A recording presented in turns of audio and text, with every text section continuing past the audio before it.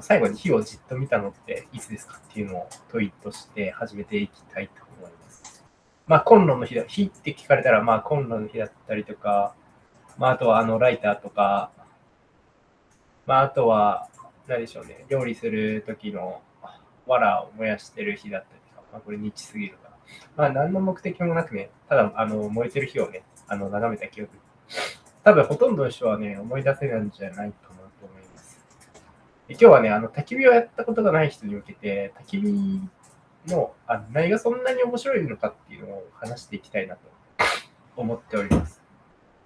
で、なんでこれを伝えたいかっていうと、僕めちゃくちゃ焚き火好きで、今後多分ね、焚き火がブームが来ると思うんでね、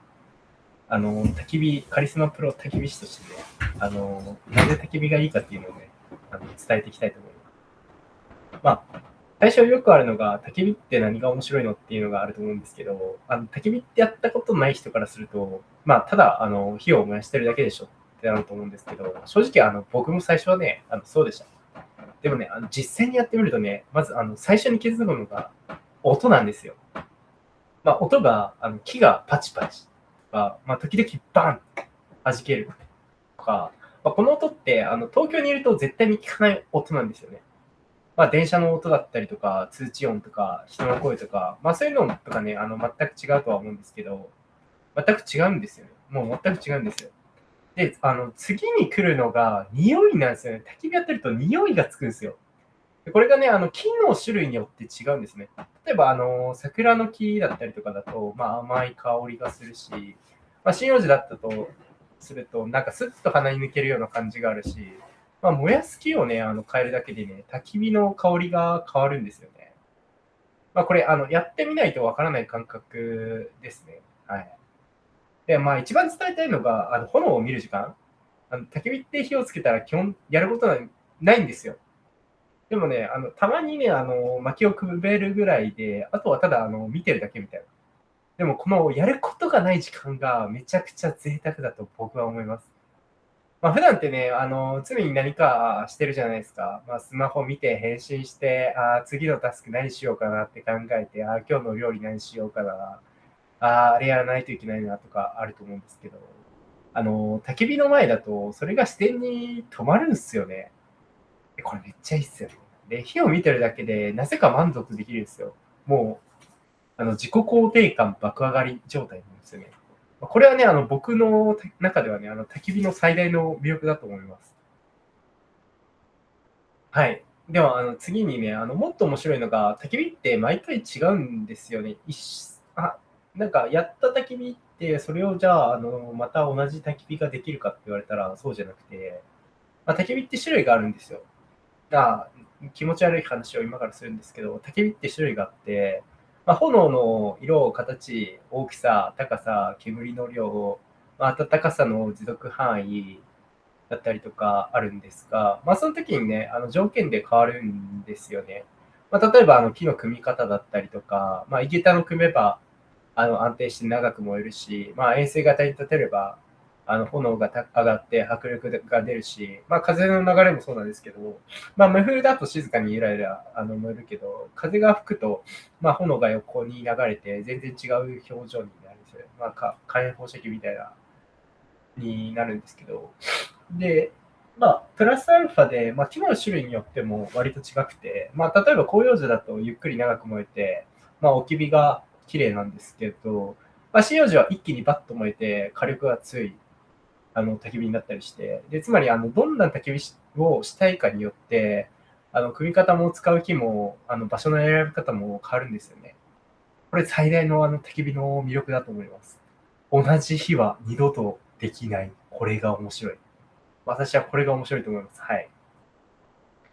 これってちょっとだけ人生にも似てるのかなと思うことがあって、どう生きたかによって暮らし方も付き合い方も、付き合う人も仕事も変わってくると思ってて、で、正解なんてないし、同じ人生も二度とないと思うんですよね。大げさなことを言いたくはないんですけど、焚き火をやってると正解がないって悪くないなって思うんですよね。自然に思うんですよね。で、火の前だと、はい。ポエムはこれぐらいにして、すいませんでした。さて、今回 SNS で事前に質問を募集してみました。まあ初回なのでね、いくつか答えていきたいと思います。はい。焚き火についての質問、ちょっと知人から仕入れてきました。まず、質問一つ目。ラジオネーム、あゆうさん。焚き火ってどこでやればいいんですかみたいな。これ一番多かった質問ですね。まあ一番簡単なのは、焚き火 OK のキャンプ場に行くと、まあ直火 OK の場所もあるし、焚き火台をレンタルできるところがあるんで、まあそこでやるのがいいですかね。まあ最初は手ぶらで行けるキャンプ場がいいと思います。まあ、東京からだと、まあ奥多摩だったりとか、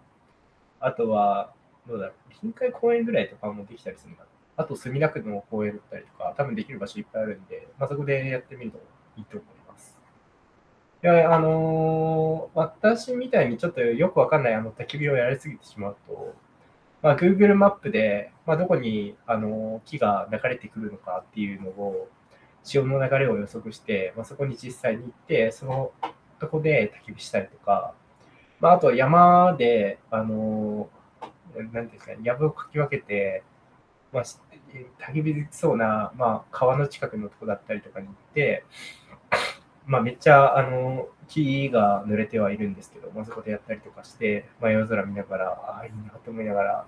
やるケースがありますね。まあ、これはちょっと変態的なところなので、まあ、まずは、実際に焚き火を、焚き火台レンタルできたりとか、直火できる場所に行ってこればなと思います。はい、次に。焚き火って一人でやってても楽しいですかみたいな。みんなでやった方がいいとかってことかな。これ、僕の中で答えがあって、僕は一人の方が好きなくらいですかね。まあ、誰かといると会話に意識がいくんですけど、まあ一人だと完全に火だけに集中できるんで、これがまた独特の時間でいいですね。まあ最初は寂しいだったりとか、うわ、孤独だって思うかもしれないですけど、まあ火がいるから全然寂しくない。まあ変な言い方ですけどね。はい。まあこんな感じで、そうですね。焚き火のクエスチョンは終わりですかね。はい。まあね、今日はね、焚き火をやったことない人に向けてね、焚き火の面白さを話しました。まあ、まとめると、焚き火の魅力は、音、匂い、何もない時間、まあ、そしてちょっと毎回違う日を見られることですかね。まあ、やったことがない人は、まず一回やってみてほしいのっていうのと、まあ、あと、これマジでそうなんですけど、理屈じゃなくて、体でわかる感覚だと思いますね。まあね、次回はね、初めての焚き火で最低限必要なものをね、話そうかなと思います。質問は引き続き SNS で募集しています。まあ、僕のアカウントにDM かコメント送ってください。どんな質問でも OK です。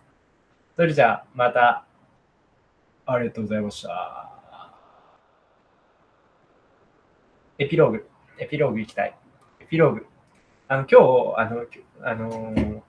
これ今撮影はしてるんですけど、もうめちゃくちゃ、バーに行ってお酒を飲みまくって、話してるので、まあ、正直自分が何を話したのかだったりとか、まともなことを言ってるのかっていうのはわかんないんですけど、まあ、ポッドキャストね、撮ろうと決めて、